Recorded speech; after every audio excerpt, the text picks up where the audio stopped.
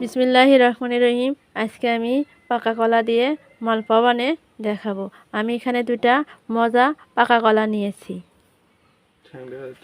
পাকা কলা দুটো আমি এখন খোসা ছেড়ে নেব। কলা দুটো আমি এখন মিক্সড করে নেব। এখানে আমি পরিমাণ মতন চিনি দিয়ে দিলাম। আপনারা চাইলে ব্লেন্ডারও ব্লেন্ড করে নিতে পারেন। আমি হাত দিয়েই চিনি আর কলা মিক্সড করব।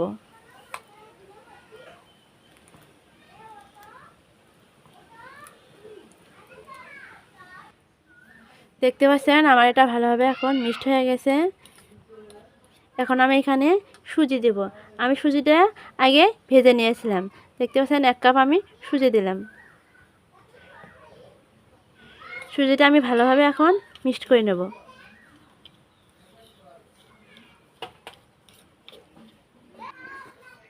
দেখতে পাচ্ছেন আমি সুজিটা এখন মিক্সড করছি। আমি এখানে দিয়ে দেব এখন ময়দা।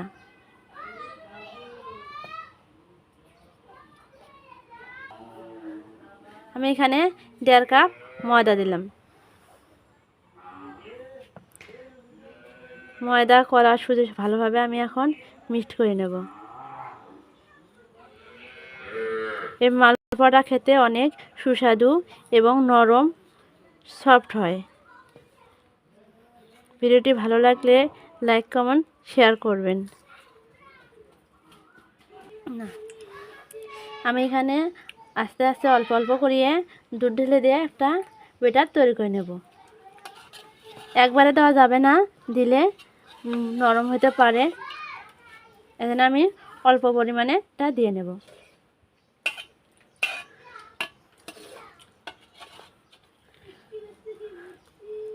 এমনভাবে ব্যাটারটা তৈরি করে নিতে হবে যেন পাতলাও হয় না, ঘন হয় না।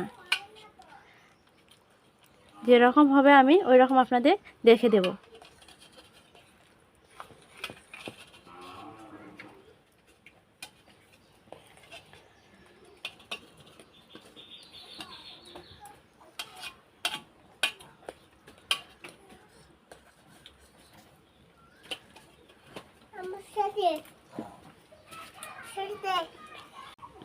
এখানে আমি আরও 1 কাপ দুধ দিয়েছি। দেখতে পাচ্ছেন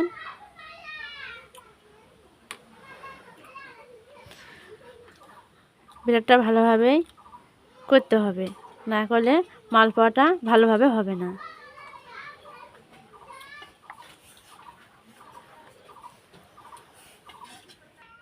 দেখতে পাচ্ছেন এটা এখন রেডি হয়ে গেছে। এখন এটা আমি আধা ঘন্টার জন্য ঢেকে রাখবো, যাতে সুজিটা ভালোভাবে ফুলে ওঠে। দেখতে পাচ্ছেন চুলায় আমি এটা কড়াই দিয়ে তেল দিয়েছি। এখন তেলটা গরম হয়ে গেছে। আমি এখন এটা দিয়ে দেব।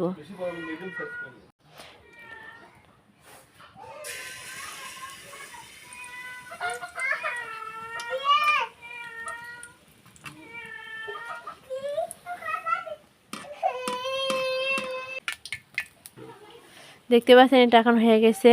আমি এখন এটা উঠে নেব। দেখেন কতটা ফুলকো হয়েছে। নিয়ে আমি আরও কিছু পিঠা বানিয়ে দেখাবো।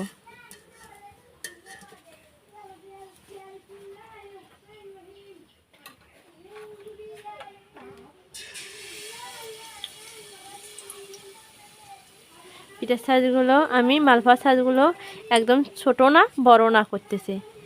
আপনারা আপনাদের সুবিধা মতন করে নেবেন। দেখেন কতটা ফুলকো হয়ে যাচ্ছে।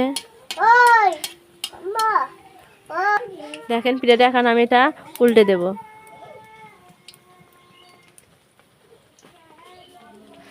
এই মালপোয়া খেতে অনেকটা সুস্বাদু আর নরম তুলতুলে হয়।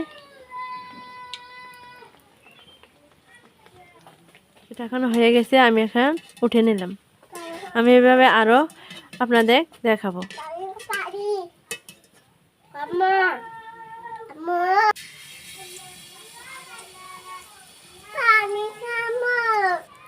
দেখেন এখন মালপোয়াগুলো কতটা সুন্দর হয়েছে। এভাবে আমি সবগুলো ভেজে নেব। দেখতে পাচ্ছেন আমার সবগুলো মালপোয়া ভাজা হয়ে গেছে। আজকের রেসিপি এখানেই শেষ। খোদা হাফেজ। দেখা হবে অন্য কোনো রেসিপিতে। দেখতে পাচ্ছেন কতটা সুন্দর এবং নরম তুলতুলে হয়েছে, অনেকটা সুন্দর হয়েছে।